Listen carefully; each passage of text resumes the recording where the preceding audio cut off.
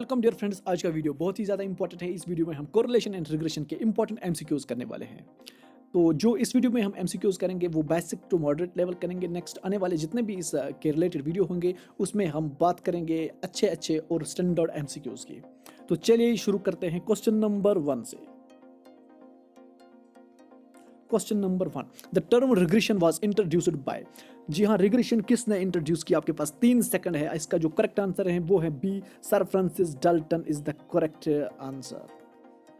चलिए next MCQ की तरफ चलते हैं। Question number 2, if X and Y are two variates there can be at most 1 regression line, 2 regression lines, 3 regression lines and infinite regression lines।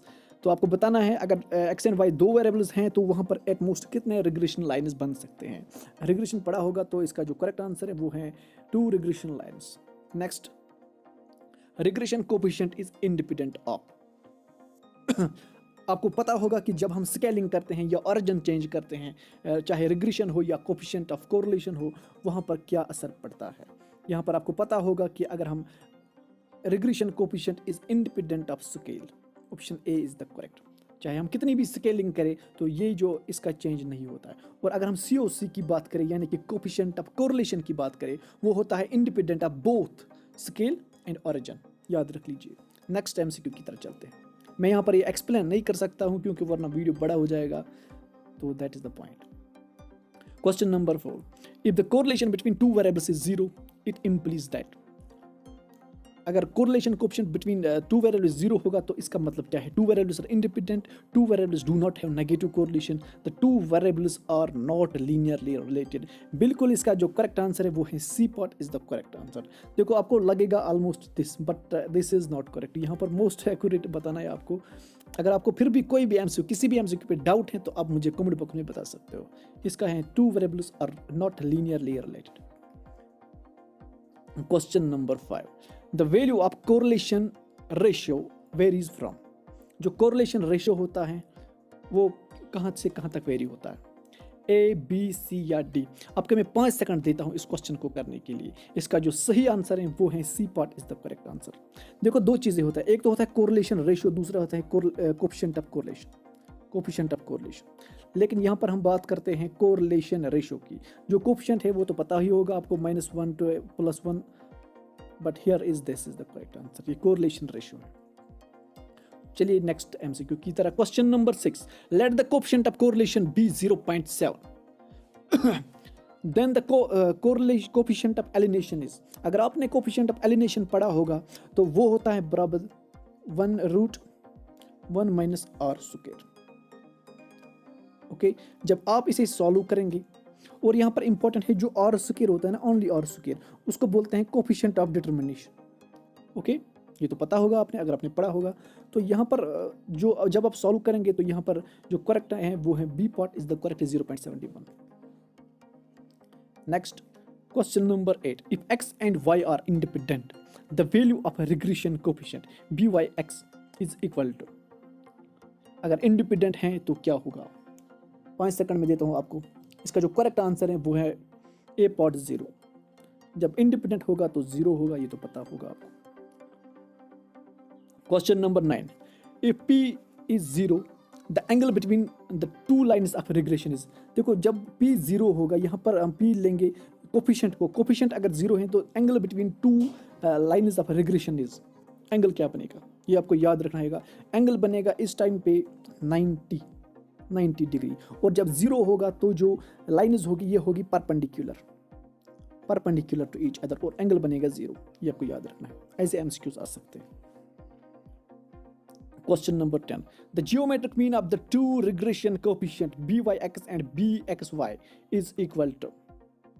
बहुत ही आसान question है आपके लिए, तो आपको बताना है। ये 5 सेकंड है आपके पास। देखो एक चीज़ मैं आपको यहाँ पर बताऊंगा, उसके साथ ही ये एमसीक्यू भी सॉल्व हो जाएगा।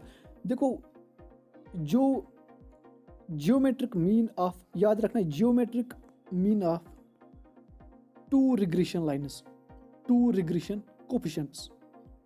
Coefficient is always equal to R, यानी कि coefficient of correlation.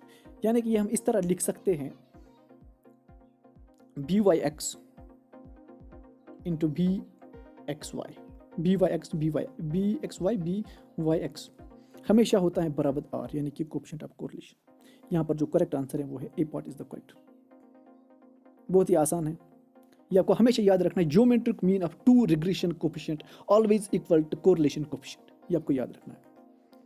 Next question number 11, if P is the simple correlation coefficient, अगर P simple correlation coefficient है, the quantity P square is, simple सी बात है, अगर R को स्क्वेयरिंग करेंगे उसको क्या बोलते हैं हम, coefficient of determination.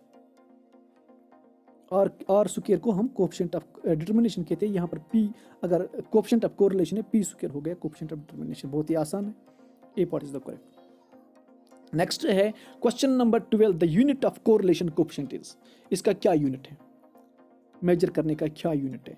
Question number 12 का जो करेक्ट आंसर है वो है नॉन एग्जिस्टिंग, इसका कोई यूनिट नहीं है। कभी कभी एग्जाम में ऐसे भी क्वेश्चंस पूछे सकते हैं। क्वेश्चन नंबर 13 की तरह चलते हैं, if P is the simple correlation the quantity 1 minus P square is called. बहुत ही अच्छी बात है, अगर आपने पढ़ा होगा तो इसका जो करेक्ट आंसर है वो है this coefficient of non determination. ये यहाँ पर नॉन डिटर्मिनेशन है 1 माइनस और स्क्वायर जो होता है उसे कहते हैं coefficient of non determination. Okay, determination कब होता है, आर स्क्वायर को डिटर्मिनेशन कहते हैं, 1 माइनस आर स्क्वायर होता है नॉन डिटर्मिनेशन, और इसी तरह रूट अगर इसको लगाएंगे ऊपर तो वहां से निकलता है एलिनेशन। ये 3 फार्मूलाज हैं, ये आपको याद रखने पड़ेंगे। नेक्स्ट एमसीक्यू की तरह चलते हैं, क्वेश्चन नंबर 14 की तरह चलते हैं, probable error is used for. Probable error किसके लिए यूज होता है, प्रोबेबल एरर अगर आपने पढ़ा होगा तो इसका जो करेक्ट आंसर है testing the significance of R is the correct answer. आपको याद रखना चाहिए क्योंकि बहुत ही इंपॉर्टेंट है। और जो प्रोबेबल एरर होता है वो किसके बराबर होता है, आपको ये कभी कभी एग्जाम में बोल सकते हैं प्रोबेबल एरर होता है बराबर 0.674, सॉरी यहाँ पर मैं लिखूंगा 0.674 1 minus R square divided by root N, इसके बराबर होता है प्रोबेबल एरर। तो नेक्स्ट जो है question number 15, the line of regression intersects at the point. Lines of जो रिग्रेशन, दो लाइन्स होती है वो कहाँ पर इंटरसेक्ट करते हैं।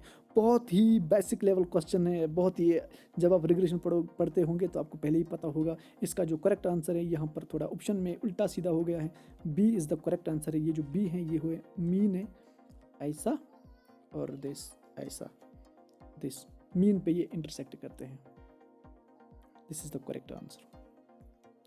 तो thank you for watching this. Next video में हम और भी इससे भी अच्छे एमसीक्यूज इस पे लाएंगे। Thank you for watching.